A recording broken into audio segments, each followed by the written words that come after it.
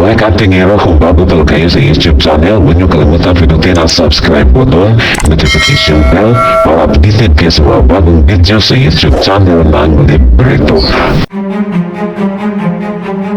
Mga kaantingero, ang video na ito ay para lamang sa mga taong naniwala sa mga orasyon at mga agimat. Ang mga orasyon na makikita sa video na ito ay galing po ito sa mga lihim na mga karunungan na aklat na ipagbabawal, at ang iba ay galing sa mga librito ng Libro Sagrado de Nuestro Redemptor del Mundo I.M.A. Jesus at La Compañía de Jesus na ipinagmana ni Divine Master Papa Lupi Calog sa kanyang mga miyembro sa isang grupo na tinatawag na Diniswal of Senior Santo Niño and the Blessed Virgin Mary Philippine Apostolic Crusaders ng Olutanga Island. Ang mga formula sa mga orasyon ng Diniswal of Senior Santo Niño ay magkatulad din sa mga formula ng isang grupo sa PBMA kung Philippine Benevolent Missionary Association na pinamunuan ni Divine Master Ruben Eclio doon sa Dinagat Island malapit sa Surigao. Si Divine Master Papa Lupi Calog at Divine Master Ruben Eclio ay classmate sila noon na pinag-aralan pa nila ang black magic sa bansa ng India at bansa ng China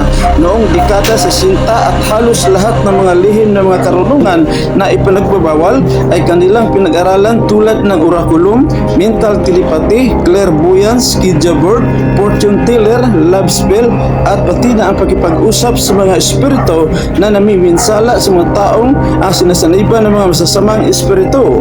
Noong dekada 70 dito sa bansa ng Pilipinas, si Divine Master Ruben Eclio ay nakilala bilang isang may kapangyarihan sa panggagamot ng mga taong may sakit, at si Divine Master Papa Lupi Calog naman ay nakilala na isang mandirigma ng Mindanao kasama ang kanyang mga warrior of God sa kanilang grupo ng Santo Niño, at tinugis nila ang mga pirata at mga rebuilding grupo na nakipaglaban sa ating gobyerno noong dekada 70. Si Divine Master Papa Lupi Calog ay isang retirado sa Philippine Army noong 1950s, at nang destino siya noon sa probinsya ng Cotabato ay nakasama pa niya ang grupo ni Apo Luciano Lucis alias Commander Toothpick na isa ring mandirigma sa lugar ng Cotabato at General Santos City, at nakilala ang kanilang grupo na tinatawag ring Ilaga kung Ilonggo Land Grabber Association.